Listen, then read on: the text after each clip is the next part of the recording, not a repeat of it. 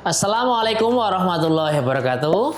Kembali lagi bersama saya Hendra di channel YouTube Stiti Official. Oke teman-teman, kali ini kita akan membahas Kementerian Pendidikan yang merubah sistem seleksi masuk perguruan tinggi negeri di tahun 2023 ini. Oke.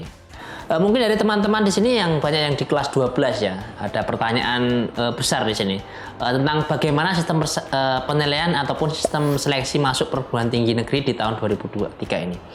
Jadi pemerintah merubah sistem penilaian maupun sistem seleksi masuk perguruan tinggi negeri ya.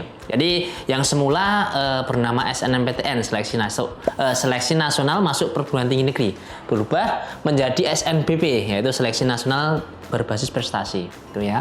Lalu yang kedua merubah yang semula namanya jalur UTBK SBMPTN menjadi SNBT gitu ya. Jadi menggunakan tes gitu. Oke, kita bahas satu persatu dulu ya teman-teman. Di sini kita bahas untuk SNMPTN yang berubah menjadi SNBP gitu ya. Mungkin di sini teman-teman juga masih bingung gitu ya. Yang dulu kemarin mungkin SNMPTN itu identik dengan jalur undangan gitu ya. Oke, nah sebenarnya prinsipnya juga sama ya. Di tahun ini jalur undangan, cuma ada beberapa poin yang mungkin harus diperhatikan bagi siswa kelas 12 gitu ya. Terutama yang mengikuti seleksi masuk SNBP ini, karena ketika SNMPTN kemarin mungkin fokus untuk penilaian itu hanya pada mata pelajaran yang relevan dengan prodi yang diambil gitu ya. Oke, itu di tahun 2002 dan sebelumnya gitu ya, jalur undangan SNMPTN. Nah, di tahun 2023 ini ada 2 poin bahkan 3 poin gitu ya, karena ada sedikit perubahan gitu ya. Yang semula fokus pada nilai mapel yang relevan, di sini ternyata poin pertama itu minimal 50% nilai rata-rata rapot seluruh mata pelajaran gitu. Artinya di sini siswa harus memperhatikan tidak hanya mapel yang relevan saja, artinya semua mapel yang dipelajari dan ada di rapot itu harus diperhatikan juga. Oke, kenapa Kementerian Pendidikan merubah poin yang pertama ini? Kenapa?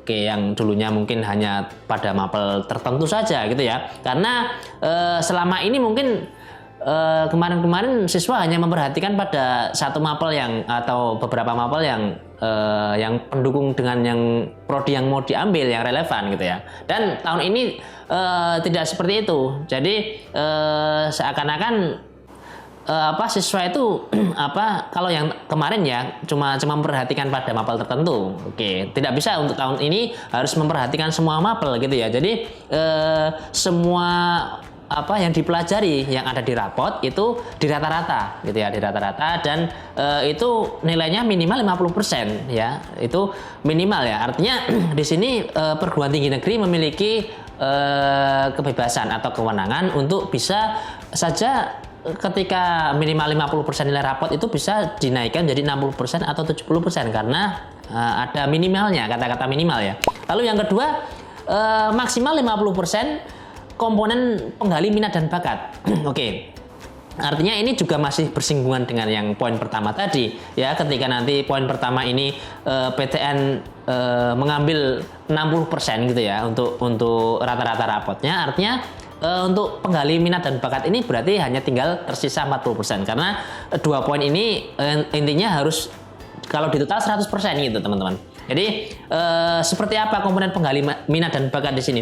Jadi misal di sini ada mata pelajaran pendukung ya. Jadi yang mungkin kemarin kalau di SNMPTN kan cuma ini gitu ya, poin ini. Tapi di sini hanya ada maksimalnya 50%. Artinya ketika nanti yang pertama poinnya 60%, di sini 40%, itu artinya prestasi siswa ketika baik akademis maupun non akademis di jenjang ketika SMA kemarin gitu ya, ketika kelas 1, kelas 2 maupun kelas 12 ini ya. Jadi di sini mapel pendukung juga ada dalam ini ya, keputusan Menteri Pendidikan nomor 345 di tahun 2022 gitu ya. Artinya di sini disebutkan mapel-mapel pendukungnya. Jadi misal siswa pengen daftar prodi kedokteran ya. Nah, terlana di sini kan ada dua kurikulum gitu ya. Ada dua kurikulum yang digunakan saat ini. Ada yang menggunakan kurikulum Merdeka ataupun yang menggunakan kurikulum 2013.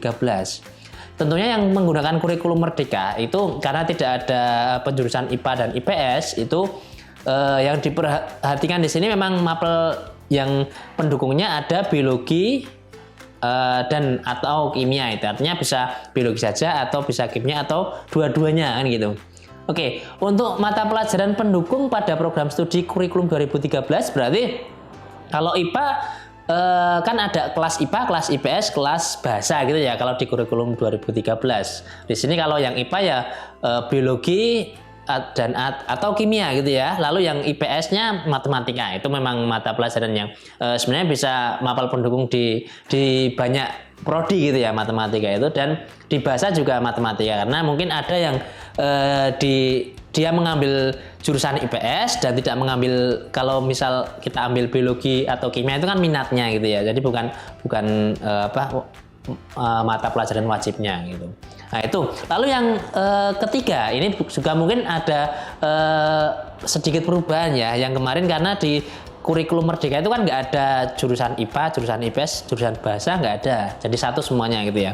Artinya di sini siswa boleh lintas jurusan. Artinya yang semula misal menggunakan kurikulum 2013 itu siswa IPA pengen ambil jurusan IPS atau bahasa atau sebaliknya bisa saja. Cuma nanti memang mata pelajaran pendukungnya juga tadi ya harus kita lihat juga di keputusan menteri ini ya. Oke teman-teman, untuk jalur yang kedua ya, yang dulunya mungkin teman-teman sering mendengar namanya SBMPTN ya, seleksi bersama masuk perguruan tinggi negeri, itu di tahun ini, di tahun 2023 berubah nama menjadi SNBT. Dan mungkin sistem tesnya itu ada perubahan. Yang semula mungkin cuma ada dua ya, tes kemampuan akademis dan tes potensi skolastik ya.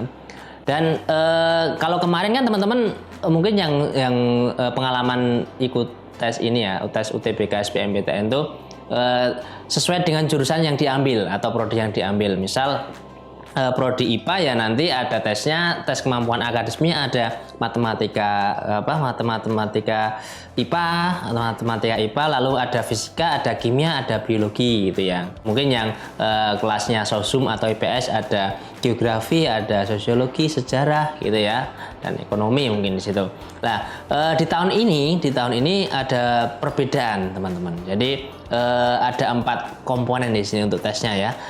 Yang jelas yang pertama ada potensi kognitif ya, hitung-hitungan itu yang jelas ya. Lalu yang kedua ada penalaran matematika. Penalaran matematika karena di semua mungkin yang menggunakan kurikulum 2013 baik IPA maupun IPS kan pastinya ada matematika. Cuma mungkin di IPA ada matematika wajib, matematika peminatan gitu ya. Kalau di kelas IPS atau kelas bahasa hanya matematika wajib saja. Tapi yang jelas di situ kan ada mata pelajaran matematika gitu ya. Lalu yang kedua, literasi dalam bahasa Indonesia. Oke, mengapa pemerintah di bawah Kementerian Pendidikan menggunakan tes untuk literasi dalam bahasa Indonesia? Karena ternyata persentase literasi di negara kita itu masih cukup rendah. Jadi mengapa pemerintah mengangkat tes ini gitu ya, untuk tes masuk perguruan tinggi negeri. Dan yang terakhir adalah literasi dalam bahasa Inggris. Nah, ini mungkin di tahun kemarin juga sudah ada, cuma berubah nama saja. Kalau kemarin cuma bahasa Inggris saja, di sini ada literasi dalam bahasa Inggris. Dan mungkin dari bacaan-bacaan juga mungkin lebih banyak gitu ya, karena di sini lebih ke literasinya. Jadi kebacaannya atau memahami kata-kata di situ, di bahasa Inggris ada perubahan di situ. Dan di sini juga bisa lintas jurusan. Nah, ketika teman-teman mungkin dari IPA pengen masuk IPS, ataupun yang dari jurusan IPS pengen masuk IPA, bisa ya teman-teman. Jadi kalau kemarin ya di tahun 2002 dan sebelumnya itu mungkin teman-teman hanya SBMPTN UTBK itu untuk sarjana saja. Tapi ternyata di sini di tahun 2023 karena PTN itu juga kemarin sudah ada ini ya, ada sarjana terapan, lalu ada apa ya, seperti jurusan vokasi gitu ya di beberapa PTN. Maka di sini nggak hanya mengambil prodi yang sarjana S1 saja, tapi bisa mengambil yang jenjang vokasi atau untuk sarjana terapan.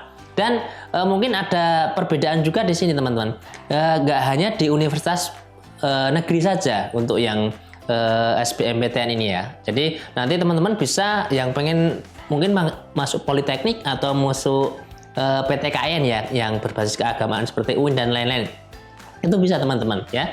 Karena di sini di bawah Kementerian Pendidikan juga kerjasama dengan Kementerian Agama itu maupun kementerian yang ini ya yang membidangi, misal di politeknik tertentu atau politeknik kesehatan di bawah Kementerian Kesehatan juga. Jadi nggak hanya untuk universitas yang PTN gitu ya. Oke, bagi teman-teman yang masih bingung materi untuk persiapan SNBT, kami Stiti Edukasi memberikan solusi. Kita buka kelas online untuk persiapan SNBT kali ini. Dan mungkin bagi teman-teman yang masih bingung ya tentang materi yang telah saya jelaskan tadi, bisa komen di bawah ini ya. Untuk kelas online nanti bisa teman-teman pantengin terus di Facebook maupun di Instagram kami ya. Bisa dilihat di bawah ini teman-teman. Oke, dari saya cukupkan sekian. Ada kurang lebihnya saya mohon maaf. Saya Hendra. Saya tutup. Assalamualaikum warahmatullahi wabarakatuh.